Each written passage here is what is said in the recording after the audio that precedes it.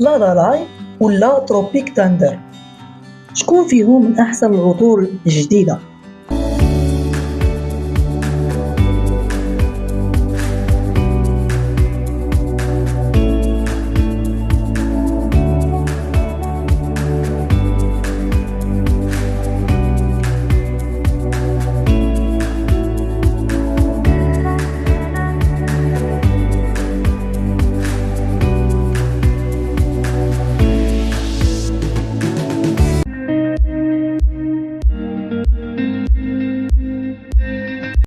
عطر لا لا لاي منعش، فيه ريحة الحمضيات وكيذكر بالملابس اللي يلا غسلتها.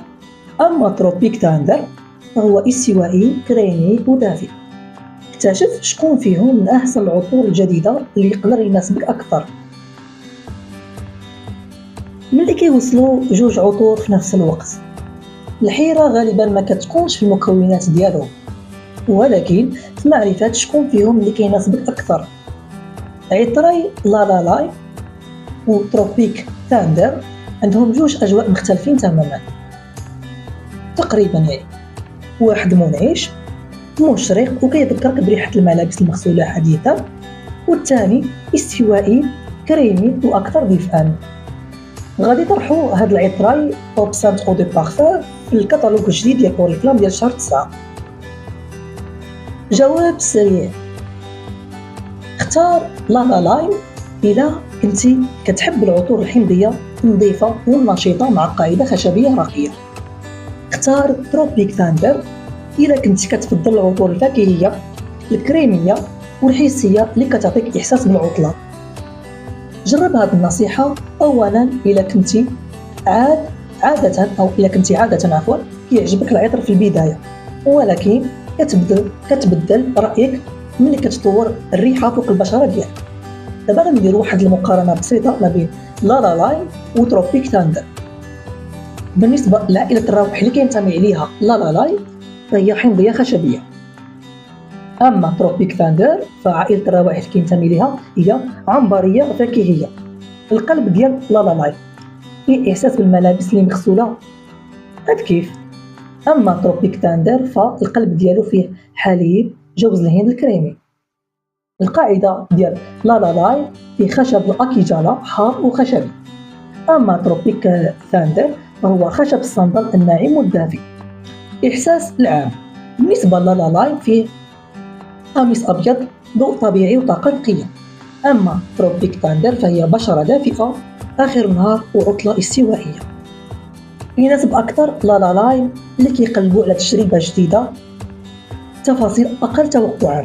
بالنسبة لتروبيك تاندر فكيناسب أكثر اللي كيعجبهم العطر الكريمي بطابع مميز.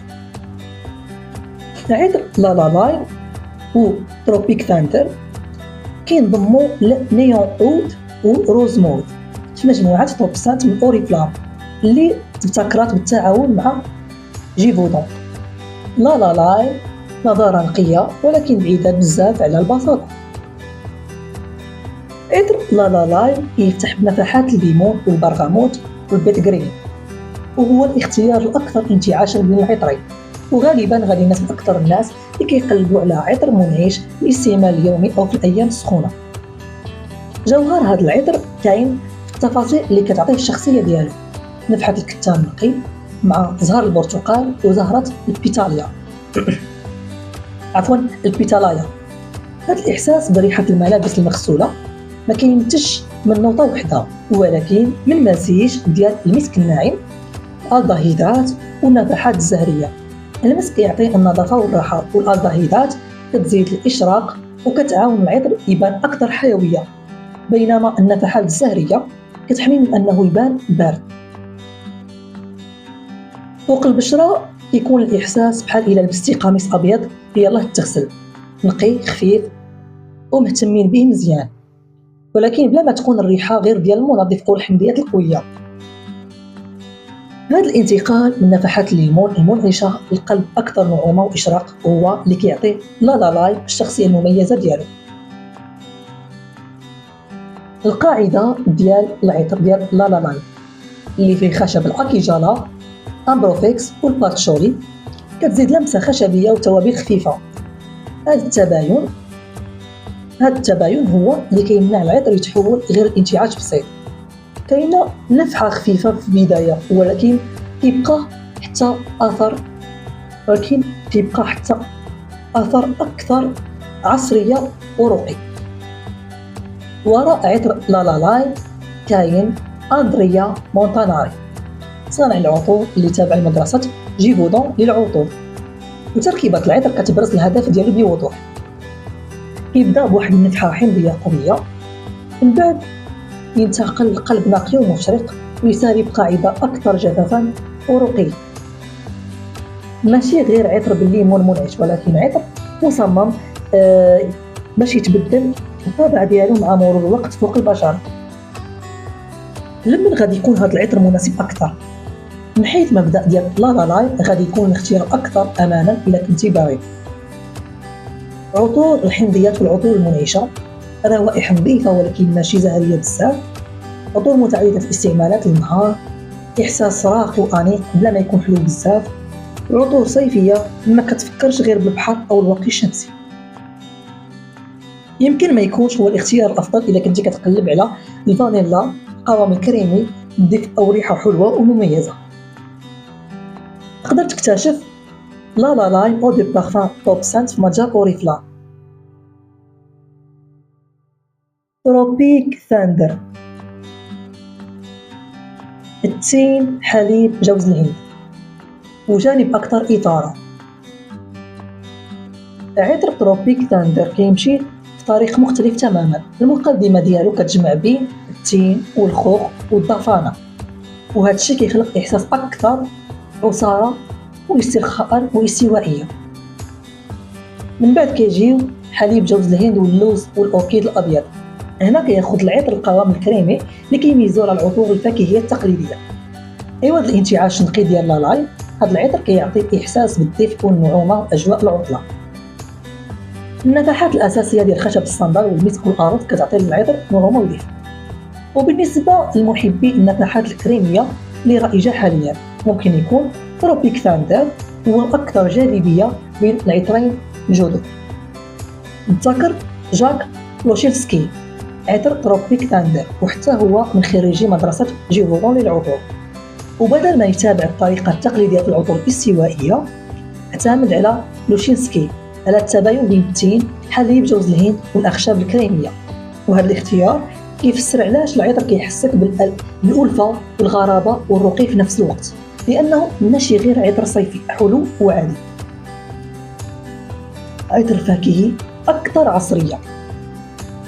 العطور الفاكهيه الجديده ما بقاتش محصوره في الحلاوه التقليديه ديال العطور القديمه، ولكن ولات كتستعمل اكثر الاخشاب، النفحات الخضراء والزهور والمسك باش تعطي للعطر عمق.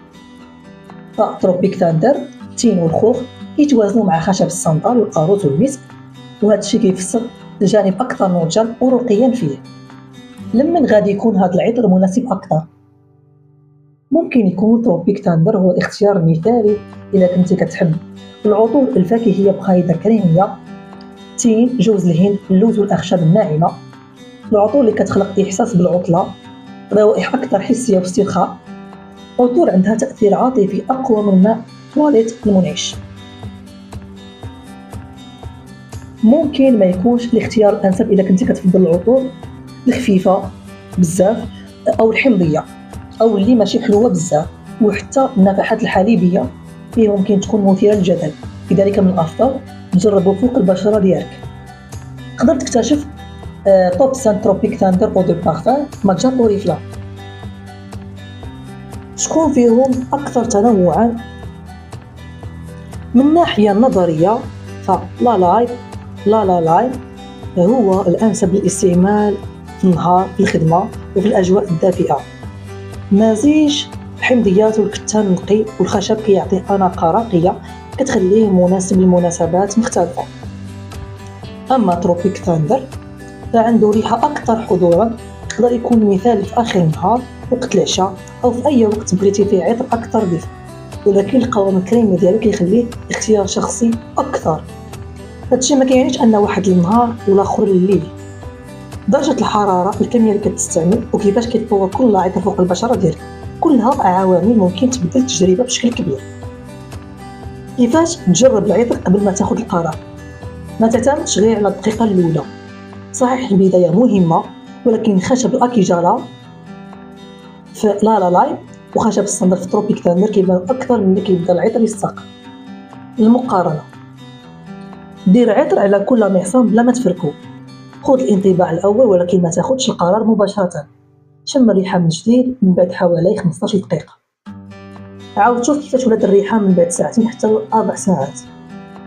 ركز ماشي غير على المكونات ولكن حتى على الإحساس اللي كيخليه العطر عندك. تجنب تجرب بزاف ديال العطور في نفس الوقت. يوجد العطور كافيين للمقارنة وكيخليوك تعرف بسهولة شكون فيهم باقي كيجعلك باغي تعاود تشم معصامك. العينات الرسمية على شكل سبراي حجمها 2 ملم متوفرة، ثمن رمزي. متجر عينات أوريفلام. واش تقدر تخلط لا لا لاي مع تروبيك ثاندر؟ رغم الاختلاف الكبير بين الشخصيتين ديالهم، تقدر تستعمل لا لا لاي وتروبيك ثاندر مع بعضياتهم. هذا المزيج تذكر دورة تدريبية دولية ديال أوريفلام كطريقة لابتكار عطر أكثر تميزا. لا لا لاي يعطي في البداية نفحة حمضية مشرقة ونقية، أما تروبيك ثاندر فكيبرز الجانب الكريمي ديال التين وحليب جوز الهند وخشب الصندل. مع بعضياتهم يقدروا يعطيو تفسير أكثر انتعاشا ورقيا للعطر الاستوائي. أقل حلاوة من تروبيك ثاندر بوحدو أكثر دفئا من لا لا لاي بوحدو. تقدر تخلط لا لا لاي مع تروبيك ثاندر. باش تجرب بلا ما تكثر، أولا رش كمية صغيرة من تروبيك ثاندر، خليه شوية. زيد رشة خفيفة من لا لا لاي. تسنى حتى يستقر العطر فوق البشرة قبل ما تزيد شي كمية أخرى. وتقدر تجرب كل عطر في معصم بوحدو، وقبل ما تخلطهم بهذه الطريقة تقدر تعرف واش فعلا كيعجبك التباين بين الحمضيات المنعشة والفواكه الاستوائية الكريمية. ما كايناش نسبة محددة. إذا كنتي كتفضل ريحة أكثر انتعاشا خليه لا لا لاي هو اللي يكون غالب، أما إلا بغيتي ريحة أكثر دفئا وجاذبية خليه تروبيك ثاندر هو الغالب. وشنو إذا ما كانت حتى وحدة فيهم هو الاختيار الصحيح؟ ماشي جميع الأدوار كتناسبها فئة المنعش والنقي أو الاستوائي والكريمي. إلا ما ناسبك حتى واحد من هاد النمطين اكتشف مجموعة توب سانت كاملة. روزمو كيمتاز بالريحة الزهرية غامضة، بينما نيون عود عنده رائحة أكثر دفئا وخشبية. الهدف ماشي بالضرورة تختار واحدة من المنتجات الجديدة، ولكن تعرف واش شي واحد منهم يناسب فعلا نوع العطر اللي بغيتي تلبس. ثمن الإطلاق: واش الشراء دابا سهل؟ عطر لا لا لاي و تروبيك ثاندر وصلوا رسميا الكتالوج شهر 9 اللي غادي يبدا من 29 يوليوز حتى